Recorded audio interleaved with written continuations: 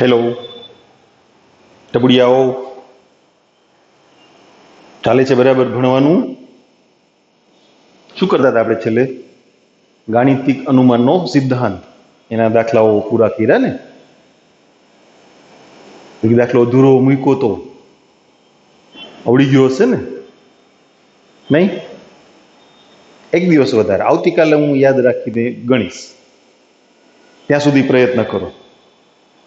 આજે આપણે નવું ચેપ્ટર શરૂ કરવા જઈ રહ્યા છીએ, ચેપ્ટર નંબર 7, ક્રમચય અને સંચય. 7મું ચેપ્ટર, ક્રમચય અને સંચય, એ શરૂ કરીએ છીએ.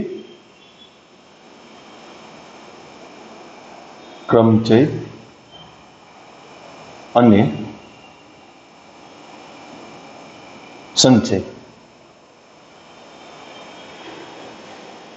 એમાં સૌથી પહેલો ટોપિક આપણે જે ભણવાનો છે એ છે ગણતરીનો મૂળભૂત સિદ્ધાંત. ગણતરીનો મૂળભૂત સિદ્ધાંત.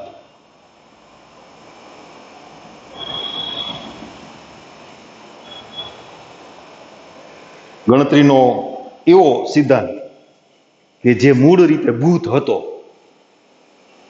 એને ના હોય એવું નહીં કરતા. મૂળભૂત એટલે બેઝિક, ફર્સ્ટ પ્રિન્સિપલ જે કહેવાય ને. એટલે એ શું છે એ સમજીએ આપણે. અત્યારે તમે સ્કૂલે નથી આવતા, આ પરિસ્થિતિ એવી છે એટલે નથી આવતા, નહીતર તો તમે રેગ્યુલર બધા આવો, મને ખબર છે. પણ આવું કંઈક વિચારીએ કે ગણતરીનો મૂળભૂત સિદ્ધાંત સમજવા માટે સ્કૂલે નથી આવતા એટલે સ્કૂલ યુનિફોર્મની જરૂર ના પડે, બરાબર ને?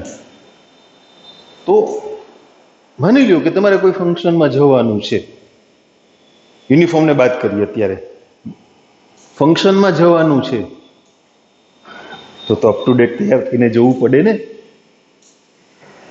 કોઈ એક વિદ્યાર્થી ભાઈ પાસે, XYZ કોઈ એક વિદ્યાર્થી ભાઈ, એની પાસે આ રીતે ફંક્શનમાં જવા માટે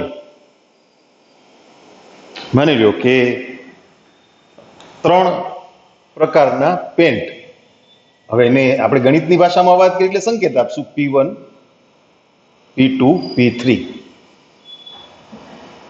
3 પ્રકારના પેન્ટ છે. અને ફંક્શનને અનુરૂપ 2 પ્રકારના શર્ટ છે,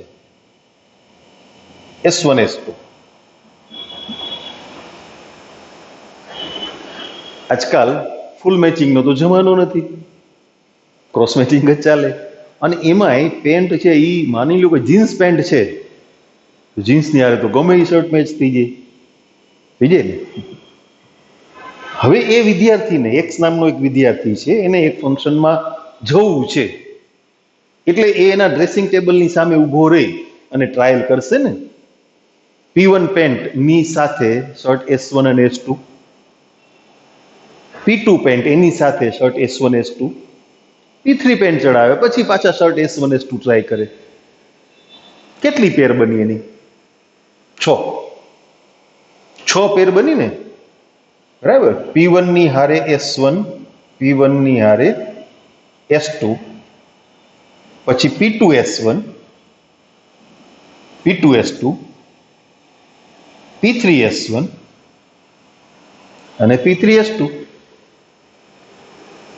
તો એ ફંક્શનમાં જવા માટે જે પેન્ટ અને શર્ટ પસંદ કરવા માંગે છે પેરમાં, એ 6 રીતે આ ગોઠવણ વિચારી શકશે, બરાબર? પેન્ટની સંખ્યા 3 હતી એટલે 3 માંથી કોઈ એક, એટલે 3 પ્રકારે પસંદ કરી શકાય. 3 માંથી કોઈ પણ એક, એટલે એ ક્રિયા 3 રીતે થાય ને. પહેલી ક્રિયા 3 રીતે થાય, P1 પેન્ટ પસંદ કરીને પહેરવામાં આવે, અથવા P2 અથવા P3, અને એની સાથે શર્ટ, બેમાંથી કોઈ પણ એક. તો આ બીજી ક્રિયા એ બે પ્રકારે થાય. તમે આ મેચિંગ ચેક કરવા માટે પેલા પેન્ટ અને પછી શર્ટ અથવા પેલા શર્ટ અને પછી પેન્ટ આ ક્રમ વિચારી શકો. એટલે કોઈ પણ ક્રમમાં થઈ શકે, બરાબર ને? તો અહીંયા જે 6 પ્રકાર થયા, ગણતરીનો મૂળભૂત સિદ્ધાંત એમ કહે છે કે એવું અલગ અલગ ગણવાના બદલે તમે માત્ર બંને ક્રિયાઓ કેટલા પ્રકારે થઈ શકતી હતી એનો ગુણાકાર કરી નાખો. પહેલી ક્રિયા 3 પ્રકારે થઈ શકે છે, બીજી ક્રિયા 2 પ્રકારે. તો બંને ક્રિયાઓ એક સાથે શર્ટ અને પેન્ટ બે પહેરવાના છે. ખાલી પેન્ટ પહેરીને જ જવાનું, આપણે સલમાન ખાન નથી, બરાબર ને? સારું નવું પેન્ટ પહેરીને ઉપર ગંજી પહેરીને જાય ફંક્શનમાં. We are not Salman. તો બંને ક્રિયાઓ અને એક સાથે કોઈ પણ ક્રમમાં 6 પ્રકારે થાય. અચ્છા, આગળ વાત વિચારીએ. માની લ્યો કે એની પાસે બ્લેઝર છે, બે અલગ અલગ બ્લેઝર છે, B1 ને B2. તો આ પ્રત્યેક પ્રકારની સામે B1 અને B2 ની ટ્રાય થાય ને, એટલે આ કેટલા પ્રકાર હતા? 6. પ્રત્યેક પ્રકારની સાથે B1 અને B2 બ્લેઝર પાછી ટ્રાય કરે એટલે ટોટલ કેટલા પ્રકાર થઈ ગયા? 12. તો આ ક્રિયા એ પાછી 2 પ્રકારે થાય છે. તો પછી 3 ગુણ્યા 2 ગુણ્યા 2 થઈ ગયા 12 પ્રકાર. સમજાય ને? પ્રથમ ક્રિયા આપણે થોડી હવે વ્યાપક વાત કરીએ છીએ. પ્રથમ ક્રિયા R1 પ્રકારે થઈ શકતી હોય, બીજી ક્રિયા R2 પ્રકારે થઈ શકતી હોય. પેલા બે ની વાત કરીએ, પછી વ્યાપક વાત કરશું, બરાબર? તો આ બંને ક્રિયાઓ એક સાથે અને કોઈ પણ ક્રમમાં, તો કે R1 ગુણ્યા R2 આટલા પ્રકારે થઈ શકે. વ્યાપક રીતે કોઈ પણ એક ક્રિયા R1 પ્રકારે થઈ શકે છે, અન્ય ક્રિયા R2 પ્રકારે, એનમી ક્રિયા Rn પ્રકારે. તો આ n ક્રિયાઓ એક સાથે અને કોઈ પણ ક્રમમાં, તો R1 ગુણ્યા R2 ગુણ્યા Rn આટલા પ્રકારે થઈ શકે. આવી યાદી કરવાની જરૂર નથી. પ્રકાર ગણવા માટે તમે ડાયરેક્ટ ગુણાકાર કરીને એ મેળવી શકો. એને ગણતરીનો મૂળભૂત સિદ્ધાંત કહેવામાં આવે છે. આ ગણતરીનો મૂળભૂત સિદ્ધાંત છે. આપણે નોંધ કરીએ અને પછી એને ઉદાહરણ અને સ્વાધ્યાયના દાખલા, આખો એક ટોપિક જ છે તમારો પહેલો, એના અમુક ઉદાહરણ છે, સ્વાધ્યાયના દાખલાઓ છે. ટૂંકમાં સ્વાધ્યાય 7.1 સુધી ગણતરીના મૂળભૂત સિદ્ધાંતની જ વાત એ કરવાની છે આપણે. કે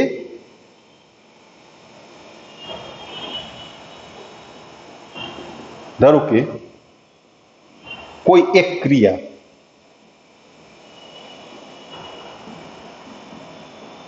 R1 પ્રકારે થઈ શકે છે, તેને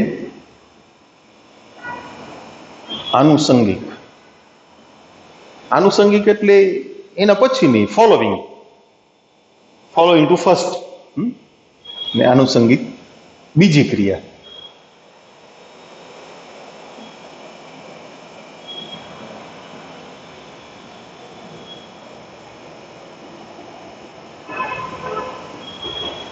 R2 પ્રકારે થઈ શકે છે. તો આ બંને ક્રિયા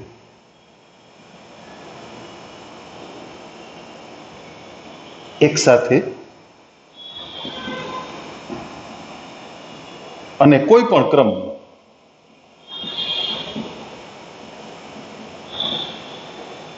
R1 ગુણ્યા R2 પ્રકારે થઈ શકે.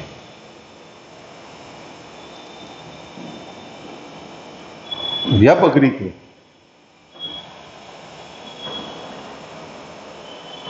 પ્રથમ ક્રિયા R1 પ્રકારે,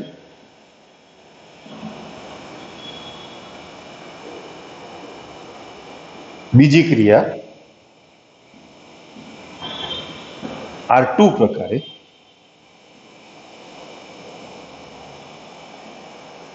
અને nમી ક્રિયા એ Rn પ્રકારે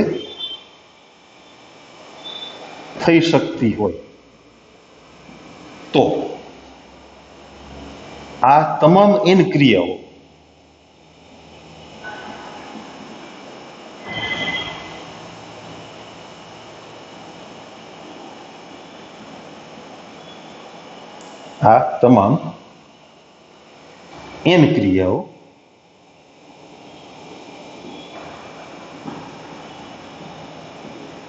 એક સાથે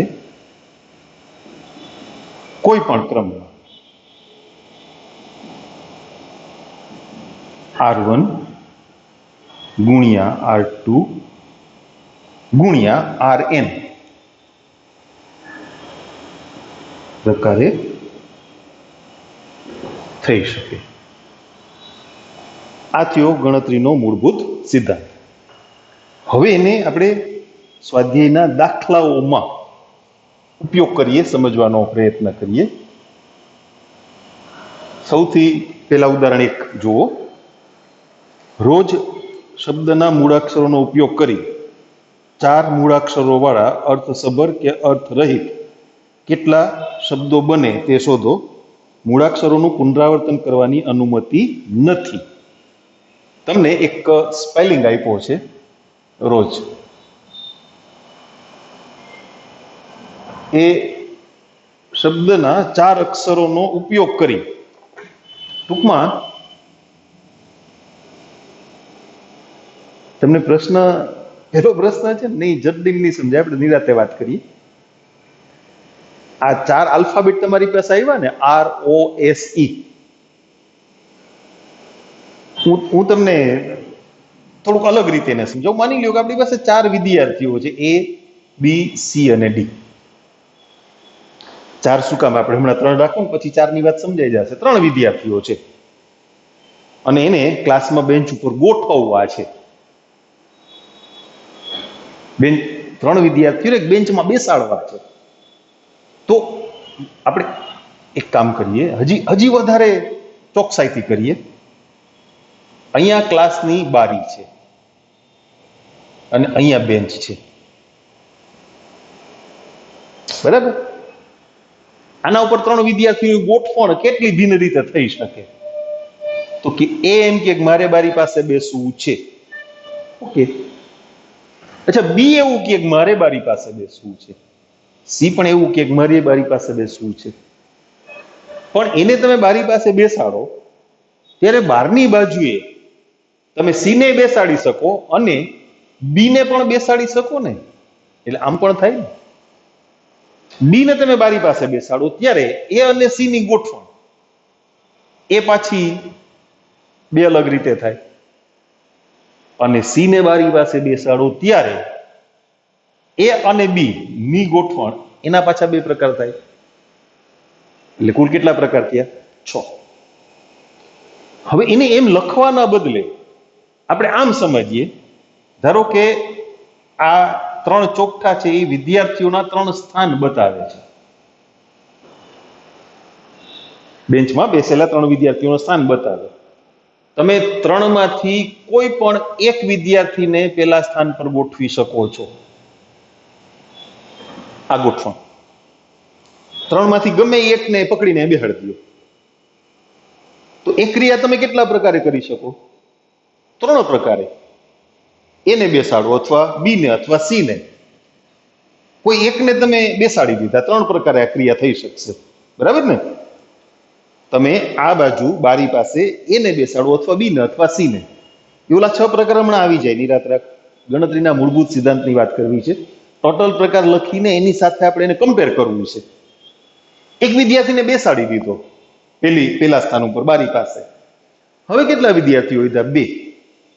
તો આની બાજુમાં 2 માંથી કોઈ પણ એકને તમે બેસાડશો ને, એટલે એક ક્રિયા કેટલી રીતે થશે?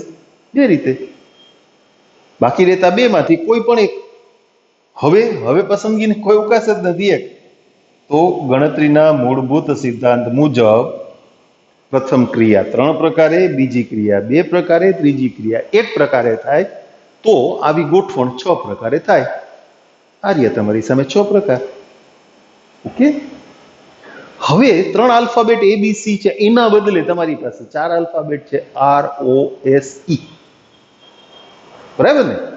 તો આવી જ રીતે એને તમે તૈયાર કરો, આ જ રીતે સમજો, એ સહેલું પડશે. શબ્દોમાં લખો નહીં, મોટો નિબંધ થઈ જશે બહુ. આપણે એવું કાંઈ કરવું નથી. એ આ રીતે તમે 4 સ્થાન બનાવી લ્યો. માની લ્યો કે એક બેન્ચ ઉપર 4 વિદ્યાર્થીઓ બેઠા છે, મોટી બેન્ચ છે. આ રીતે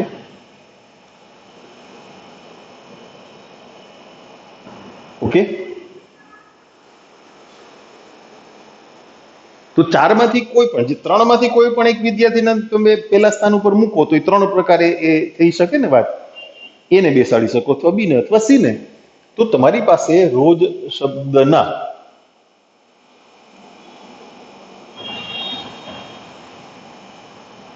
4 મૂળાક્ષરો એટલે આલ્ફાબેટો. આપણું ગુજરાતી બહુ પાવરફુલ હોય છે. ઇંગ્લિશ શબ્દ કહીએ તો સમજાઈ જાય. મૂળાક્ષર, આમાં મૂળા અને ગાજર ને ક્યાંથી આવ્યા ને? મૂળ અક્ષર એટલે આલ્ફાબેટ, જેને આપણે કહીએ છીએ. 4 મૂળાક્ષરોની મદદથી 4 અક્ષર વાળા શબ્દો એટલે ગોઠવણ, એની ફેર ગોઠવણ. એ ચોખ્ખા પાછા કરી દઈશ, ડોન્ટ વરી.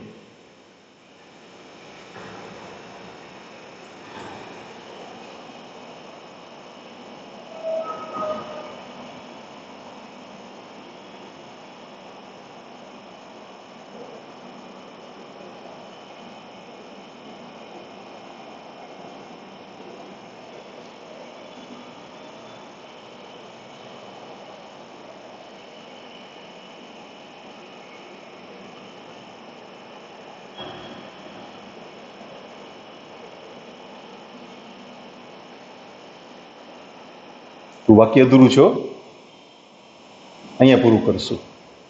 પહેલું સ્થાન 4 માંથી 1, બીજું સ્થાન 3 માંથી 1, 2 માંથી 1 અને 1 માંથી 1. એટલે કેટલા થયા? 4 તેરી 12 દુ 24. 24 શબ્દો બની. પછી એનો અર્થ કાઢવાનો નહીં હો. એટલે તો તમને કીધું છે અર્થ સભર કે અર્થ વિહીન. તમારે ખાલી ગોઠવણ કરવાની છે. પછી ઈ પેલા હોય ને ઓ પછી હોય ને એસ ને આર ને એને કેમ વંચાય આપણે વાંચવું નથી. એનો કોઈ મિનિંગ પણ વિચારવાનો નથી. આપણે તો આ 4 આલ્ફાબેટની જેમ 3 વિદ્યાર્થીઓને બેન્ચમાં કેટલી રીતે ગોઠવી શકાય, એમાં 4 વિદ્યાર્થીઓ છે એમ માનો ને, એને એક બેન્ચ ઉપર ગોઠવવાની જ વાત છે. બરાબર ને? 4 માંથી એક વિદ્યાર્થીને પેલા ક્રમે ગોઠવો, બાકી રહેતા 3 માંથી એકને બીજા ક્રમે, પછી 2 માંથી 1 અને પછી 1 માંથી 1. બીજું ઉદાહરણ જોઈએ. ઉદાહરણ નંબર 2 શું કે છે? ઉદાહરણ જોઈએ. ભિન્ન રંગના 4 ધ્વજ આપેલા છે. જો એકની નીચે બીજો ધ્વજ રાખીને એક સંકેત મેળવી શકાય તો આવા કેટલા ભિન્ન સંકેતો બનાવી શકાય? ભિન્ન રંગના 4 ધ્વજ તમને આપેલા છે. ભિન્ન રંગના 4 ધ્વજ ની મદદથી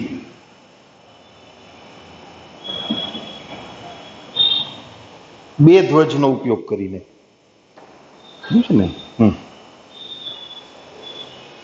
બે ધ્વજનો ઉપયોગ કરીને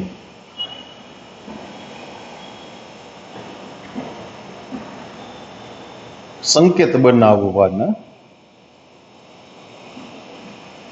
કુલ પ્રકાર. સમજીએ. આ તો ખાલી લખ્યું છે. એમાં એવું કીધું છે, જુઓ, એકની નીચે બીજો ધ્વજ એટલે આપણે આમ આડા ખાના નહીં કરી શકીએ, બાજુમાં કરીએ. અહીંયા આ રીતે ધ્વજ બનાવવો છે. ઓકે, ધ્વજ બનાવી નાખીએ, એમાં શું? બોલો ને. આ ધ્વજ, નીચે બીજો ધ્વજ. આવા જોયા હશે તમે ક્યાંય મંદિર ઉપર ને આવા અલગ અલગ 5-6 કલરના ધ્વજ હોય એવું જોયું હશે ને. આપણી પાસે 4 અલગ અલગ રંગના ધ્વજ છે, આપણે બેને જ લગાવવાના છે. તો જેમ 4 આલ્ફાબેટ હતા, તો સૌથી પહેલો આલ્ફાબેટ તમે પહેલું ખાનું ભરો, તો 4 માંથી એક, એટલે 4 પ્રકારે ભરી શકાય ને. તો અહીંયા 4 ધ્વજમાંથી કોઈ પણ એક, એટલે આ પહેલો ધ્વજ તમે મૂકો, 4 પ્રકાર, એક ધ્વજ મુકાઈ ગયો, હવે કેટલા વધ્યા બાકી? 3. તો બીજો કેટલા પ્રકાર? 3. આમાં કીધું એકની ઉપર બીજું, નકર તો હું આડાઈ ગોઠવી દેતી, એવું નથી. એકની નીચે બીજો ધ્વજ આમ કીધું છે, એટલે આપણે આમ ગોઠવણ કરી. એમ માનો ને કે આ આડા ખાના હતા, એમ ઊભા થઈ ગયા આમ. અહીંયા એક ધ્વજ, અહીંયા બીજો ધ્વજ આમ, બરાબર ને. એટલે અહીંયા ચોગડો અને અહીંયા તગડો. તો કુલ પ્રકાર કેટલા થયા? 12.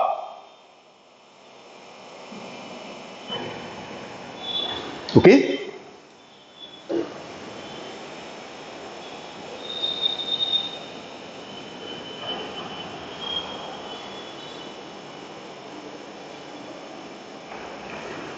ત્રીજું ઉદાહરણ સમજીએ. ઉદાહરણ નંબર 3. 1, 2, 3, 4, 5 અંકોનો ઉપયોગ કરીને 2 અંકોની કેટલી યુગ્મ સંખ્યાઓ બનાવી શકાય, અંકોનું પુનરાવર્તન કરી શકાય. આમાં અંકોનું પુનરાવર્તન કરી શકાય એવું કીધું છે. આમાં પુનરાવર્તન ના થાય એવું, 4 અલગ અલગ પેલામાં ના થાય. એમાં તો કીધું તું, જો કે પુનરાવર્તન એમાં થાય, આમાં ન થાય. તમે એક ધ્વજ લગાડી દીધો, ધ્વજની દાંડી હોય એમાં એક ધ્વજ મૂકી દીધો, પછી ઈનો પાછો થોડો નીચે મૂકી શકો, એટલે ત્યાં શબ્દ નથી વાપરો પુનરાવર્તન સિવાય કે પુનરાવર્તન સહિત, એવો શબ્દ નથી વાપરો ને, બરાબર ને. એક ધ્વજ તમે લગાડી દીધો, પછી ઈનો ધ્વજ, ભિન્ન રંગના 4 ધ્વજ છે, તમે લાલ રંગનો ધ્વજ ચડાવી દીધો, તો પછી બીજો ધ્વજ છે એ લાલ રંગનો તો પોસિબલ જ નથી ને, કારણ કે 4 ના રંગ ભિન્ન છે, બરાબર ને. ત્યારે અહીંયા શું કીધું છે? અંકોનું પુનરાવર્તન કરી શકાય. ઓકે, આપણી પાસે અંક કેટલા છે? 1, 2, 3, 4, 5 અને 2 અંકોની યુગ્મ સંખ્યા બનાવવાની છે. પેલા સમજી લઈએ, પછી લખીએ. 2 અંક એટલે 2 ખાના ભરવાના. ગમે એટલા અંકની તમારે યુગ્મ સંખ્યા બનાવવાની હોય ને, એટલે એકમનો જે અંક હોય ને, એકમનો અંક એટલે ખબર છે ને, અહીંથી આ તો દશકનો કહેવાય. એકમ, દશક, શતક યાદ આવે ને, પ્રાઇમરીમાં શીખતા હતા. આ એકમનો અંક છે. તો યુગ્મ સંખ્યા માટે એકમનો અંક હંમેશા યુગ્મ રહેવો જોઈએ. યુગ્મ અંકો તમને ખબર છે, બધાની યાદી કરી દઉં. દાખલાની વાત નથી કરતા, જનરલ. 0, 2, 4, 6 અને 8. 0 યુગ્મ છે, ખબર છે ને? 0, 2, 4, 6 અને 8 આટલા યુગ્મ અંક, અને 1, 3, 5, 7 અને 9 આટલા અયુગ્મ. ટોટલ 10 અંક છે, 0 થી 9. એમાં 5 યુગ્મ અને 5 અયુગ્મ. તો તમારે ગમે એટલા અંકવાળી સંખ્યા બનાવવાની હોય, એ યુગ્મ છે એવી શરત આવે તો એકમનો અંક એ હંમેશા યુગ્મ રહેવો જોઈએ. એટલે 0 અથવા 2 અથવા 4 અથવા 6 અથવા 8 આમાંથી કોઈ પણ એક. અને જો અયુગ્મ સંખ્યા બનાવવાની હોય તો એકમનો અંક હંમેશા કેવો રહેવો જોઈએ? અયુગ્મ. એટલે 1, 3, 5, 7 અને 9 આમાંથી કોઈ પણ એક. ઓકે, હવે આપણી પાસે ક્યાં ક્યાં અંક છે એની યાદી કરીએ. તો કે 1, 2, 3, 4, 5. તમારે અહીંયા યુગ્મ અંક જ મૂકવાનો છે, કારણ કે તમારી શરત છે કે તમે જે 2 અંકની સંખ્યા બનાવો એ કેવી બનવી જોઈએ? યુગ્મ. તમારી યાદી જોવો જોઈએ, યુગ્મ અંક કેટલા છે? 2. તો 2 માંથી કોઈ પણ ને તમે ત્યાં પસંદ કરીને મૂકી શકો ને. જેમ આ 4 માંથી કોઈ પણ એક અક્ષરને પેલા સ્થાન પર મૂકી શકો, આ 4 ધ્વજમાંથી કોઈ પણ એક ધ્વજને પેલા સ્થાન પર મૂકી શકો, એમ તમારી પાસે શરત મુજબ યુગ્મ અંક 2 છે, બેમાંથી કોઈ પણ એકને અહીંયા મૂકી દો. એટલે આ બગડો છે એ ઓલો ઉપર છે એ નહીં, બે પ્રકાર છે, 2 અથવા 4. અંક તરીકે 2 અથવા 4 માંથી કોઈ પણ એક, એમ બે પ્રકાર છે. પુનરાવર્તન કરવાની છૂટ આપી છે, એટલે એકનો એક અંક બીજી વખત તમે ઉપયોગ કરી શકો. માની લો કે તમે અહીંયા 4 મૂક્યા, યુ કેન રીયુઝ ઇટ, તમે એને રીયુઝ કરી શકો. એટલે તમારી પાસે 5 અંક યથાવત છે, તમે પાછો આગળ ચોગડો મૂકવો હોય તો મૂકી શકો, ના મૂકવો હોય તો છૂટ. અંક ઓછો નથી થતો. જેમ અહીંયા આર મૂકી દીધા, પુનરાવર્તનની ના પાડી હતી ને, તો પાછા આર ના મૂકી શકાય, એક વખત ઉપયોગ થઈ ગયો. અહીંયા કીધું જ કે તમે ફરીથી ઉપયોગ કરી શકો. તો ભાઈ આપણી પાસે 5 અંક યથાવત રહ્યા ને. તો આ પહેલું જે સ્થાન છે, જે દશકનું સ્થાન કહેવાય, એમાં 5 માંથી કોઈ પણ એક અંક મૂકી દો, 5 માંથી કોઈ પણ એક. ચાલો, તો ગણતરીનો મૂળભૂત સિદ્ધાંત એમ કહે છે કે આવી ટોટલ તમે 10 સંખ્યાઓ બનાવી શકશો. બરાબર સમજાઈ ગયું? ઓકે, હવે એને લખશું ને, બને એટલું ટૂંકું લખીએ. પેલા શરત લખી નાખી એટલે તમને ધ્યાન રહીએ.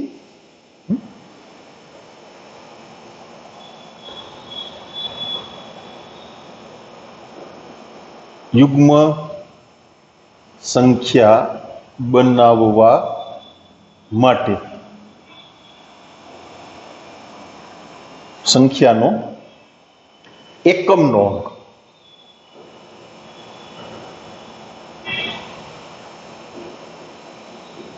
એકમના સ્થાને આવતો અંક એટલે એકમનો અંક જ કહેવાય ને. યુગ્મ હોવો જોઈએ, આની શરત. તો 1 2 3 4 5 એમ કુલ 5 અંકોની મદદથી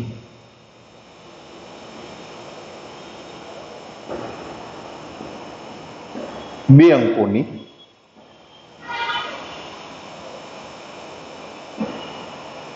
યુગ્મ સંખ્યા બનાવવાના કુલ પ્રકાર નીચે લખ્યો. આ થોડી વિગત મૂકશું ને અહીંયા ચોખ્ઠા કરીને કે આ એકમનો અંક અને આ દશકનો અંક.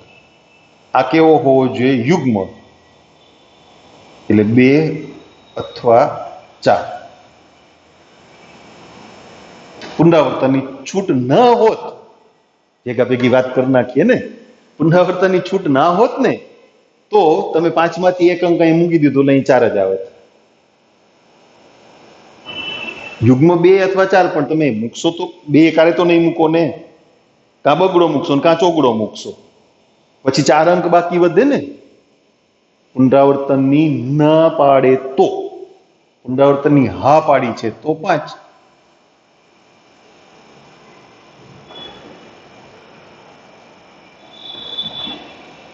દસ. બરાબર?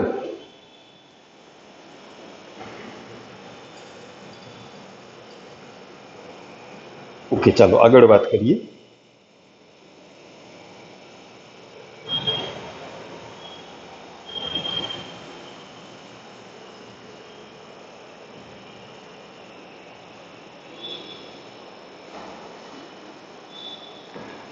ચોથું ઉદાહરણ સમજીએ.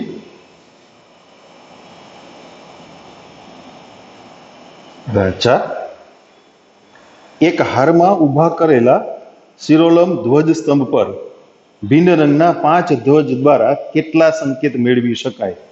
દરેક સંકેતમાં ભિન્ન રંગના 2 અથવા 2 થી વધુ ધ્વજ એકની નીચે બીજો હોઈ શકે. તમને કુલ 5 ધ્વજ આપેલા છે ભિન્ન રંગના.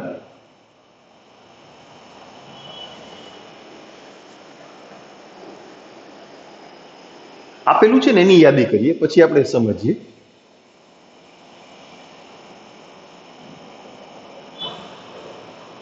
ભિન્ન રંગના કુલ 5 ધ્વજ આપેલા છે. આપણે હમણાં ના 2 ધ્વજનો ઉપયોગ કર્યો, આકૃતિ દોરી હતી ને, પણ અહીંયા પ્રશ્ન થોડોક અલગ છે. દરેક સંકેતમાં ભિન્ન રંગના 2 અથવા 2 થી વધુ,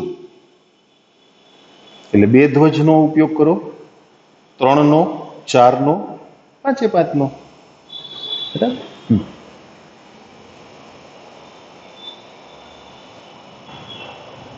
આ 5 ધ્વજમાંથી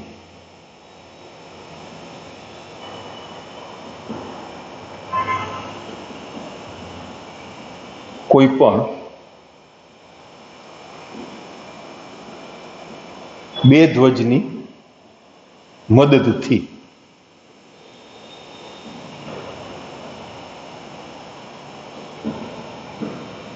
સંકેત બનાવવાના પ્રકાર. આપણે હમણાં આકૃતિ દોરી હતી ને એવી જ આકૃતિ થશે. એ જ રીતે પ્રકાર ગણાશે. ત્યાં 4 હતા ને, અહીંયા 5 છે. આ રીતે, એટલે 5 અને 4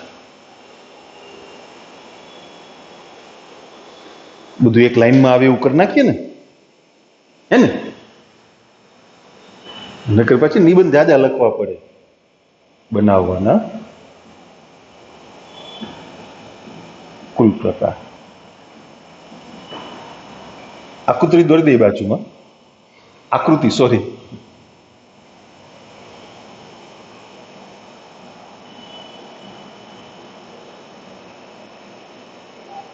પાંચ, 4. 3 ધ્વજ, કોઈ પણ 3 ધ્વજની મદદથી સંકેત બનાવવાના પ્રકાર. આ બીજી ગોઠવણ. બરાબર.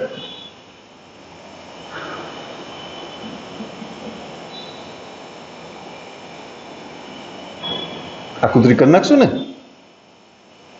હવે 3 ધ્વજનો ઉપયોગ કરવો છે બાળકો, તો 5 માંથી પહેલો ધ્વજ તમે લગાડો, એટલે 5 માંથી કોઈ પણ એક ને, એટલે 5 પ્રકાર, પછી 4, પછી 3, એક એક ઘટતો જાય.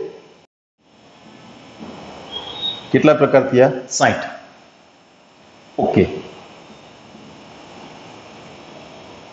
4 ધ્વજની મદદથી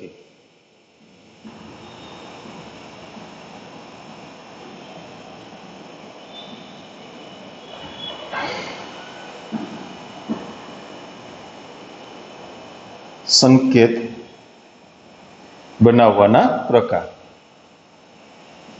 હવે આવડી ગયું ને?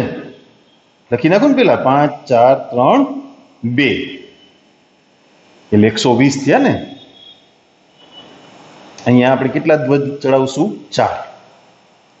5 માંથી 1, પછી બાકી રહેતા 4 માંથી 1, પછી બાકીના 3 માંથી 1, અને છેલ્લે 2 માંથી 1. 5, 4, 3, 2. 5 નો ઉપયોગ પણ કરવાનો છો. તો 5 ધ્વજની મદદથી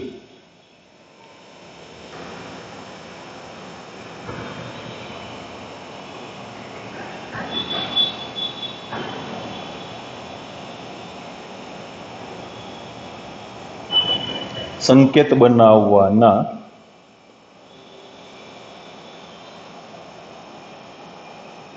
પ્રકાર.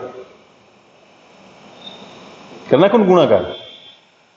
5, 4, 3, 2, 1. 4 તો લગાડી દીધા ને આપણે આગળના પ્રકારમાં. તો પછી તો ક્યાં ઓપ્શન રહેતો જ નથી ને. તમે 5મો ધ્વજ લગાડવા માટે એક વધ્યો, ઈ જ ફરજિયાત થઈ ગયો. એટલે છેલ્લો 5મો ધ્વજ લાગે ત્યારે તમારી પાસે એક જ ધ્વજ હોય, એટલે 1 વડે ગુણી નાખ્યા છેલ્લે. આ 5માં, એટલે 5 માંથી 1, પછી 4 માંથી 1, પછી 3 માંથી 1, પછી 2 માંથી 1 અને પછી 1 માંથી 1. એટલે એ કેટલા પ્રકાર થયા? 120 થયા કે નહીં? 4 તેરી 12 દુ 24 પંચા 120. યસ. તો કુલ પ્રકાર,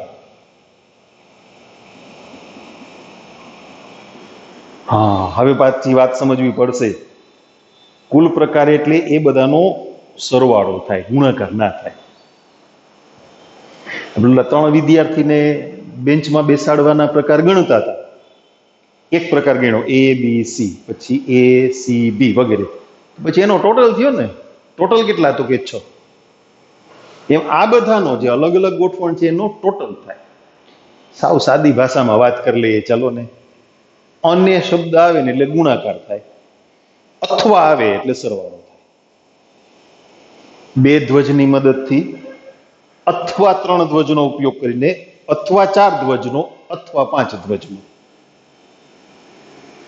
A પહેલા ક્રમે, B બીજા ક્રમે, C ત્રીજા ક્રમે, અથવા A C B, અથવા B A C, અથવા B C A, અથવા C A B, અથવા C B A.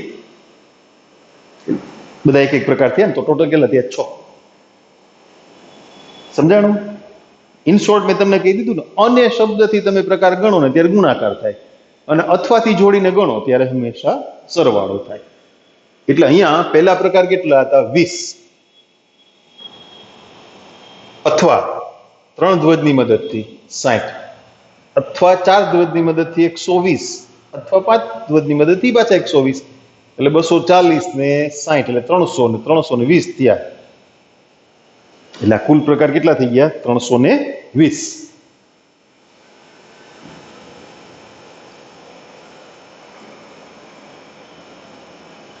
આ વાત બરાબર યાદ રાખજો. અને હોય તો ગુણાકાર, અથવા હોય તો સરવાળો. આજનો લેક્ચર અહીંથી હું આગળ નથી લંબાવતું એટલા માટે કે નવો ટોપિક છે, શરૂઆત કરીએ છીએ હજી. તમે થોડું ધ્યાનથી જુઓ, ધ્યાનથી સમજો. થોડું આગળ ચાલે, બેકગ્રાઉન્ડ તૈયાર થઈ ગયું હોય, પછી થોડી સ્પીડથી ચાલીએ તો બહુ મુશ્કેલી ના પડે. એટલે ગણતરીના મૂળભૂત સિદ્ધાંતને બરાબર સમજો. હજી એનું સ્વાધ્યાય ગણવાનું છે. નેક્સ્ટ લેક્ચરમાં આપણે એની પણ વાત સમજશું નિરાતે.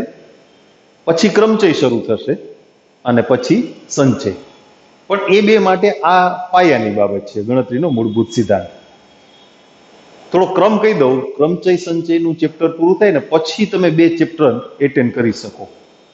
એક દ્વિપદી પ્રમેય અને બીજું સંભાવના. ત્યાં સુધી ક્રમચય સંચય પૂરું ન થાય ત્યાં સુધી દ્વિપદી પ્રમેય કે સંભાવના એ શરૂ કરવું શક્ય નથી. એમ લક્ષ અને વિકલનનું ચેપ્ટર છે ને, એ ત્રિકોણમિતિ પૂરું ન થાય ત્યાં સુધી ન શરૂ થઈ શકે, કારણ કે એમાં ત્રિકોણમિતિનો ઉપયોગ આવે. આ એક ક્રમ કહું છું તમને. તમને એમ થાય કે 4 સુધી ક્રમમાં ચાલ્યા, હવે આડાવડું કેમ કરવા માંડ્યા? તો હવે આપણી પસંદગી છે ને, એ જે અગત્યના ચેપ્ટર કહી શકાય 12મા ધોરણને રિલેટેડ, જેનું વેઇટેજ વધારે હોય, જેનો ઉપયોગ વધારે હોય. સંભાવના તો પાછું 12મા ધોરણમાં ભણવાનું છે. દ્વિપદી પ્રમેય છે ને, તો એનો લક્ષમાં વિકલનમાં ઉપયોગ થયા કરે. એટલે આપણે થોડો ક્રમ આડાવડો કર્યો છે. વચ્ચે 5મું અને 6ઠું ચેપ્ટર છે હમણાં મૂકી દીધું. એટલે એને છોડી નથી દેવાનું, ભણવાનું છે. બરાબર? ઓકે.